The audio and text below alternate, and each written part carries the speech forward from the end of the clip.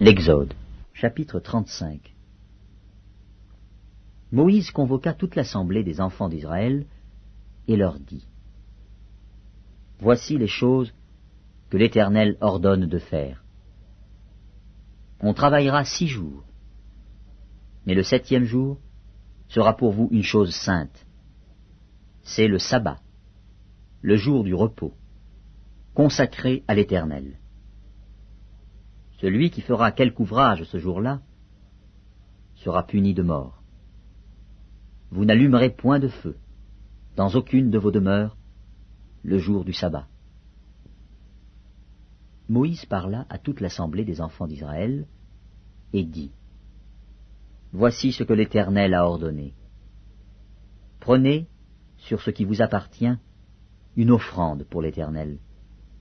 Tout homme dont le cœur est bien disposé apportera en offrande à l'Éternel de l'or, de l'argent et de l'airain, des étoffes teintes en bleu, en pourpre, en cramoisi, du fin lin et du poil de chèvre, des peaux de bélier teintes en rouge et des peaux de dauphin, du bois d'acacia, de l'huile pour le chandelier, des aromates pour l'huile d'onction et pour le parfum odoriférant, des pierres d'onyx et d'autres pierres pour la garniture de l'éphod et du pectoral. Que tous ceux d'entre vous qui ont de l'habileté viennent et exécutent tout ce que l'Éternel a ordonné.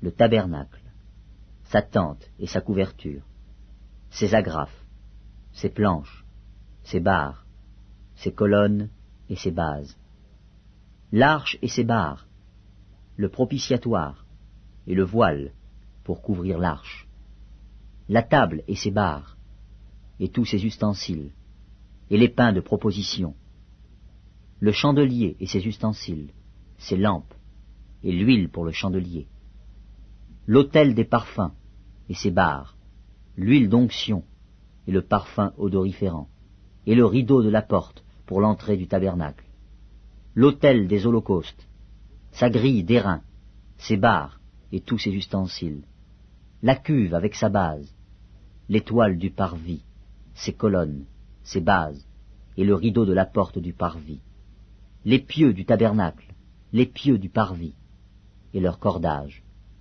les vêtements d'office pour le service dans le sanctuaire, les vêtements sacrés pour le sacrificateur Aaron, et les vêtements de ses fils pour les fonctions du sacerdoce.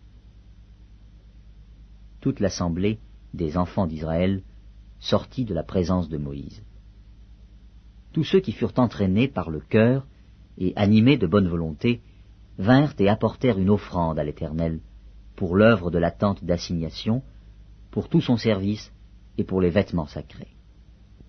Les hommes vinrent aussi bien que les femmes. Tous ceux dont le cœur était bien disposé apportèrent des boucles, des anneaux, des bagues, des bracelets, toutes sortes d'objets d'or. Chacun présenta l'offrande d'or qu'il avait consacrée à l'Éternel. Tous ceux qui avaient des étoffes teintes en bleu, en pourpre, en cramoisi, du fin lin et du poil de chèvre, des peaux de bélier teintes en rouge et des peaux de dauphin, les apportèrent. Tous ceux qui présentèrent par élévation une offrande d'argent et d'airain apportèrent l'offrande à l'Éternel. Tous ceux qui avaient du bois d'acacia pour les ouvrages destinés au service l'apportèrent. Toutes les femmes qui avaient de l'habileté filèrent de leurs mains, et elles apportèrent leur ouvrage, des fils teints en bleu, en pourpre, en cramoisi, et du fin lin. Toutes les femmes dont le cœur était bien disposé, et qui avaient de l'habileté, filèrent du poil de chèvre. Les principaux du peuple apportèrent des pierres d'onyx, et d'autres pierres pour la garniture de l'éphod et du pectoral, des aromates et de l'huile pour le chandelier, pour l'huile d'onction, et pour le parfum odoriférant.